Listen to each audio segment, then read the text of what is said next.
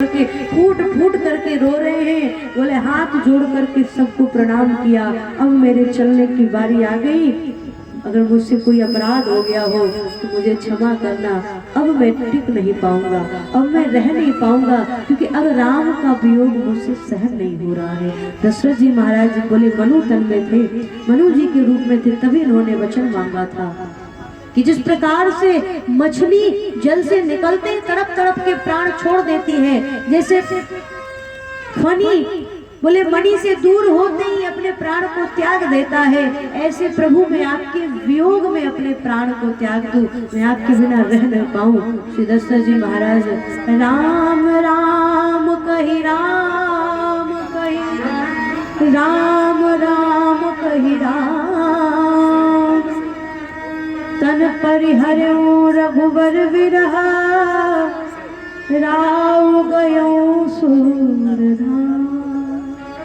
श्री दशरथ जी महाराज ने आज अंतिम समय में हाँ राम हाँ राम हाँ राम हाँ राम हाँ राम हाँ राम करते हुए बोले श्री दशरथ जी महाराज के शरीर से प्राण निकल गया।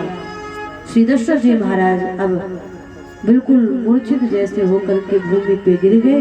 बोले शरीर से प्राण निकला और परमात्मा में समाहित हुआ, शरीर भूमि पे पड़ा। जो महारानी कौशल्या कैकेयी सुमित्रा सुमंत्र जी महाराज ने देखा श्री दशरथ जी महाराज के प्राण निकल गए। बोले तीनों महारानियां भूमि पे सर पटक पटक करके रुदन करने लगी।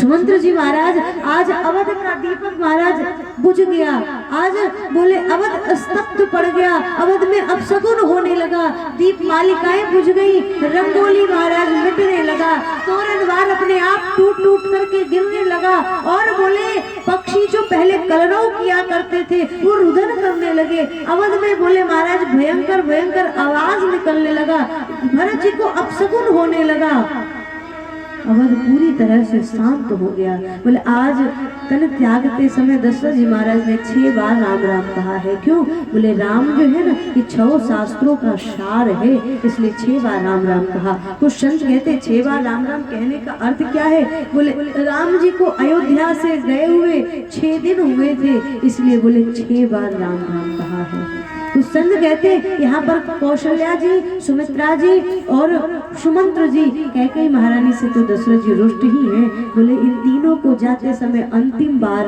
बोले कौशल्या जी को राम राम, सुमित्रा जी को राम राम, सुमंत्र जी को राम राम करते हुए श्री दशरथ जी महाराज भगवत धाम को चले गए। तीनों महारानियां फूट फूट करके रो रही हैं। वशिष्ठ जी महाराज आए। वशिष्ठ जी महाराज सबको समझा रहे हैं। गुरु गुरु कौन है? बोले गुरु कर्णधार है। जिस परिस्थिति में बोले सब व्याकुल रहते हैं उस समय बोले गुरु कर्णधार बनकर के सबको संभालता है, सबको समझाता है। वशिष्ठ जी महाराज को जो तीनों महारानियों ने देखा, महाराज ये गुरु को देख करके फूट फूट करके रोने लगी। हमारे महाराज श्री दशरथ जी हमें अनाथ करके चले गए, अयोध्या अनाथ हो गया। आज बोले अवध की पूरी प्रजा अनाथ हो गई। एक तो राम नहीं है इस समय अयोध्या में, ऊपर से बोले अयोध्या को संभालने के लिए थोड़ा बहुत भरत जी में हिम्मत थी, वो भरत जी भी अयोध्या में नहीं है।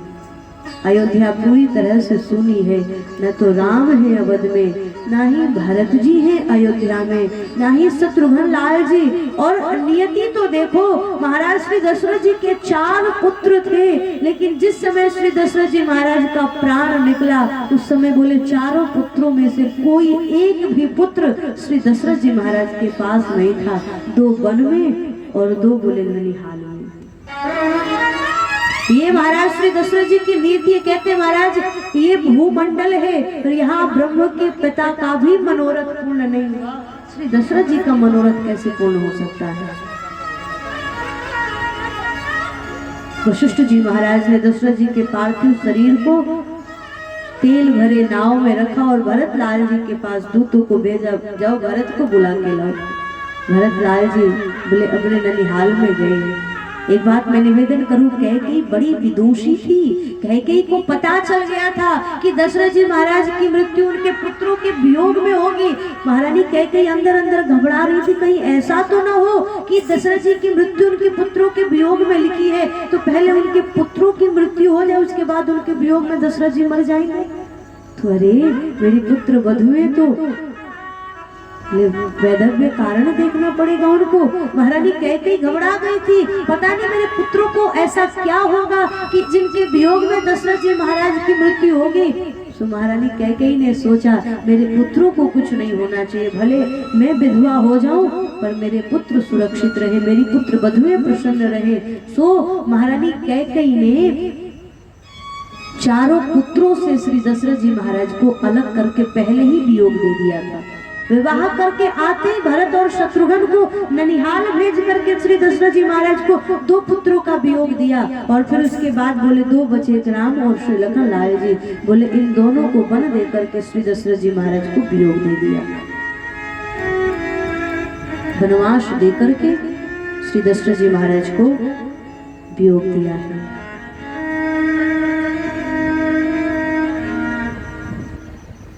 गोस्वामी जी महाराज वर्णन कर रहे हैं, धावक जिस समय पहुंचे अयोध्या से भरत जी के ननिहाल, इतने आनंद आनंद में बुलावा क्यों आया है।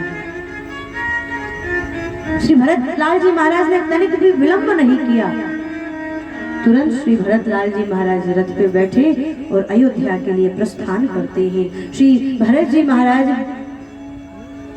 अयोध्या में जो आए, सुनी अयोध्या को देखा, अयोध्या बड़ा शांत है, पशु पक्षी भी बड़े शांत हैं और बड़ा भयंकर आवाज निकल रहा है अवध में, बोले पशु पक्षी भी रुदन कर रहे हैं। श्री भरत जी चिंतित हो गए कि क्या हुआ, ऐसी क्या बात है, बोले अयोध्या इतनी शांत क्यों है। श्री भरत लाल जी को पता था, जिस समय भरत लाल जी अयोध्या में पहुंचे ना, उस समय पता था भरत जी को कि ये समय, बोले महाराज श्री दशरथ जी सहित मेरे प्रभु श्री राम मैया कैकेयी के भवन में ही रहते हैं, इसलिए बोले डायरेक्ट श्री भरत लाल जी कैकेयी महारानी के भवन में प्रवेश कर गए। इस समय बोले पिताजी से भी मेरा मिलना हो जाएगा और भैया से भी मिलना यहीं पे हो जाएगा। महल में प्रवेश किया। महारानी कैकेयी बोले अजीब विडंबना है। इस समय भरत लाल जी आए, बोले हाथ में आरती का थाल लेकर के भरत लाल जी की आरती उतारने के लिए महारानी कैकेयी बैठी थी।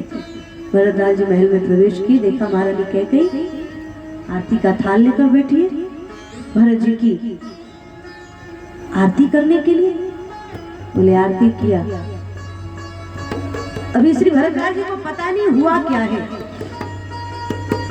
लेकिन जो बातों बातों में पता चला श्री भरत लाल जी को कि मेरी मैया ने राम जी को वन दे दिया और मेरे पिताजी का मरणांत हुआ।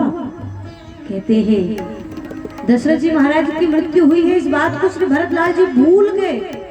प्रभु श्री राघवेंद्र सरकार वन को चले गए। महाराज ये बात श्री भरत लाल जी के लिए मुख्य हो गया। भरत लाल जी भूमि पे गिर करके रोने लगे, अरे मैया ये तूने क्या किया, अरे कलंकनी ये तुमने क्या किया, अब मैं निवेदन करूं आपसे।